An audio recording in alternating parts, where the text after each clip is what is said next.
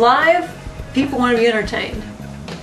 And I love to make sure that they leave out of there with some kind of uplifted memory. And I love to put on a show that's got a lot of energy to it. And it's something you can't help it either. You know, the energy starts happening, you're feeling the music, you're getting into it, and then you just, maybe, you know that if you do this little stage trick, people are going to enjoy it, you know, so you go ahead and do that too. You do that for them when they get into it, and I don't know, it's just, you got to have energy playing. And actually, seeing some video of Jimi Hendrix, that's when it all got connected. It's like, that's what music's about. I started playing around when I was 15. I got inspired by some guitar work by David Gilmour, and I said, hey, I want to be able to do that. Some solo he was playing moved me to such a degree, it's like, I want to be able to play that. I want to be able to share that feeling like I feel it, and put that right back out there. So David Gilmour inspired me to begin playing. Struggling with an acoustic guitar is how it started. And it was a struggle. And I loved rock and roll to listen to, but I didn't want to be affiliated with the partying rock and roll type people in high school, so I went ahead and studied a little bit of classical style. Quit playing right after high school, and picked it up for about 5 years after that. And I'm glad I did, and my teacher turned me on to Jimi Hendrix music, and he tabbed out a couple tunes for me. His name was Pat Patton. He was the guitar teacher. He was fabulous. He could play anything. He turned me on to Jimi Hendrix, tabbed out a couple tunes, and set me loose, and that was it. That's Foxy. Wood purchased in Hawaii, Albizia wood, purchased in Hawaii a few years ago, and brought it back, put it together. It's nice sounding, comfortable weight, it looks fantastic. I love the textured grains on the wood there like that. I build these. The very first one was called I Am a Voodoo Child. And that was recorded at the disc on 9 Mile in East Point. It's a first time project. It's got some solid material on there. I think that the vocals could use a little work. But after that, a lot of effort was put into Living in the Sun.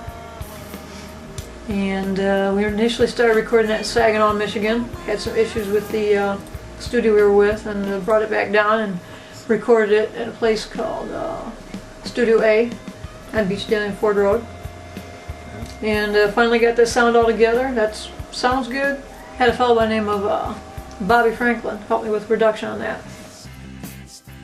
Okay, so far what's happened with the music, how it's written, how it comes together is either I just want to make a particular kind of a mood, so I go ahead and just start throwing chords or licks together, and okay, I want this mood, and I start to write it, to assemble it, just me and the guitar usually.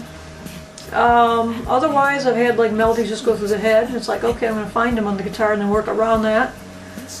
Other times, what happens very often also is I write tunes to a drummer. So just me and a drummer in the rehearsal space, and maybe the drummer's working on some grooves or whatnot, and I just end up writing some chord progressions or some things over that, and it eventually becomes a tune.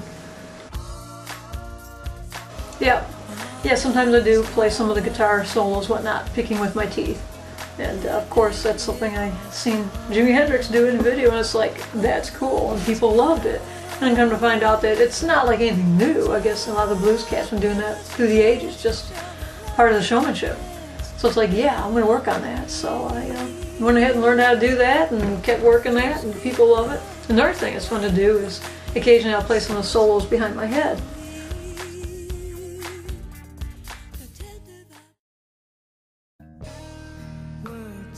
I mean, I'm really fortunate about the new management, and I really feel blessed and fortunate with that. And, I got people right now that are inspired about what I'm doing, that they believe in what I'm doing, and they want to help take it to the limit, so take it to the top.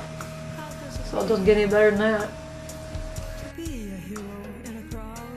Well, actually, I bought an outfit that was like a hippie costume.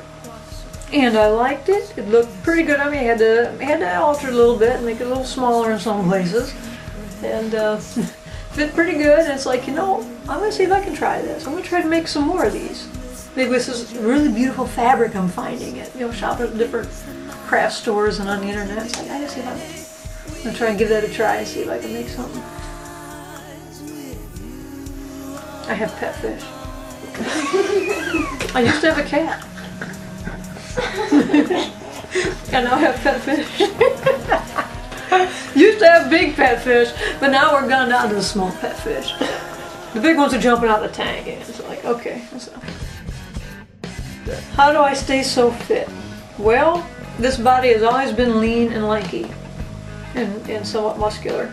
Yeah. Love to do some running around, love to do yard work, get exercise. I like to eat too. I'm ready for a big dinner here real soon. Don't get me wrong. But I love to stay fit. And then this fellow looked me up on the internet, this fellow named Brian ONeill, and says, hey, I'm looking for a guitar player, would you maybe be interested? And I went to his page and he's got some real nice smooth jazz. And I'm like, me? What do you want me to do with that? It's like, this is like really nice, this is like really nice music, you know? And I'm just so raw and obnoxious. How is this gonna work?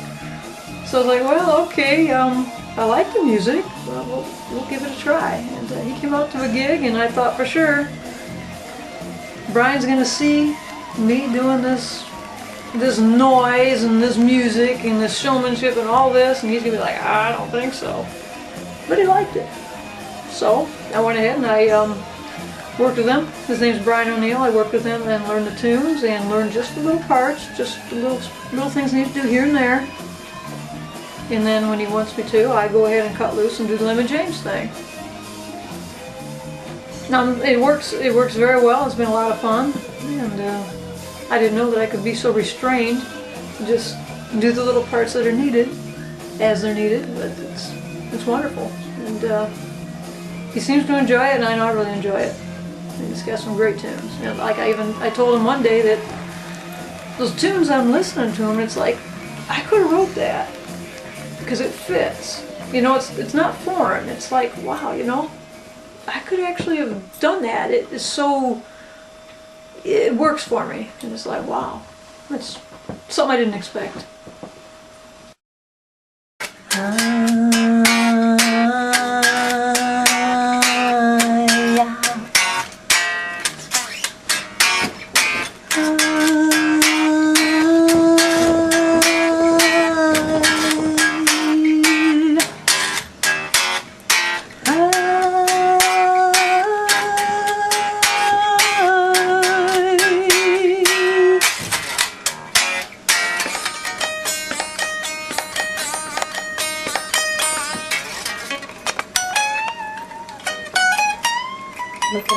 Peace, love, and understanding.